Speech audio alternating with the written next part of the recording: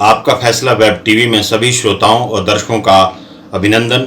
मैं ज्ञान सुमन आज सोलन भाजपा कार्यालय की जमीन में हुए कथित भ्रष्टाचार को लेकर आपके समक्ष हाजिर हुआ हूं। जमीन की खरीद फरोख्त में हुए गोलमाल में बिचौलिए हाथ रंगते रहे और भाजपा के बड़े सूरमा बेपरवाह रहे।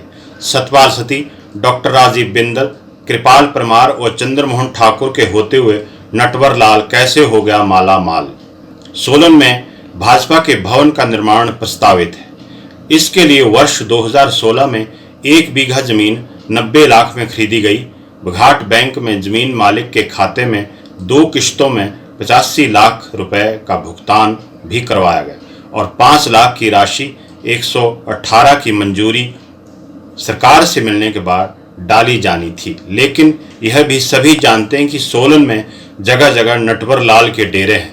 इससे पहले कि भाजपा नेता अपनी सरकार से धारा 118 की मंजूरी लेकर जमीन का मालिकाना हक हासिल करने में सफल होते, लेकिन इस बीच नटवर लाल अपना कमाल कर चुका था। भाजपा द्वारा 90 लाख में दी गई जमीन को दोबारा 26 लाख 20 हजार में बेच दिया गया। हैरानी की बात है कि वर्ष 2016 में प्रदेश भाजपा के अध्यक्ष सतपाल सत्ती थे और सोलन में पार्टी कार्यालय के लिए खरीदी जाने वाली जमीन के प्रभारी पूर्व सांसद कृपाल परमार बनाए गए थे। नाहन के विधायक डॉक्टर राजीव बिंदल उस समय शिमला संसदीय क्षेत्र के पालक थे और चंद्रमोहन ठाकुर इसी संसदीय क्षेत्र के प्रभारी थे, जबकि पुरुषोत्तम गुलेरिया के पास सह प्रभारी का दायित्व था।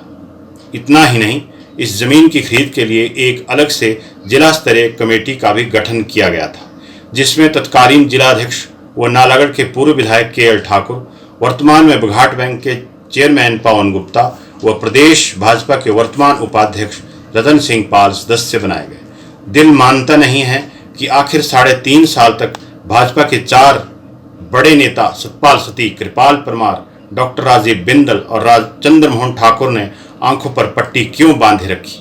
पार्टी कार्यालय के लिए खरीदी गई जमीन का मालिकाना हक पार्टी के नाम क्यों नहीं करवाया गया। धारा 118 की मंजूरी अपनी सरकार होते हुए क्यों नहीं दिलवाई गई। सवाल उठता है कि भाजपा के बड़े बड़े सूरमाओं की देखरेख में जमीन खरीदी गई, जमीन को बिचौलियों के हाथ में कैसे डाल दिया गया। क्या नटवर लाल भाजपा के बड़े नेताओं की आंखों में धूल झोंकने में कामयाब हो गया, या फिर भाजपा नेता खुद ही बिचौलियों के हाथ में खेल गए। यह कई सवाल है जिसका जवाब सोलन जनपद की जनता भाजपा के बड़े सूरमाओं से मांग रही है। हालांकि अब मामला पुलिस के पाले में है। पुलिस ने जमीन मालिक समेत 2 लोगों के खिलाफ धोखाधड़ी का मामला दर्ज करके पहली गिरफ्तारी भी कर दी है। अब सभी को परतें दर परतें उखड़ने का इंतजार है, लेकिन इस एपिसोड से भाजपा नीचे से ऊपर तक हिल चुकी है। जय हिंद।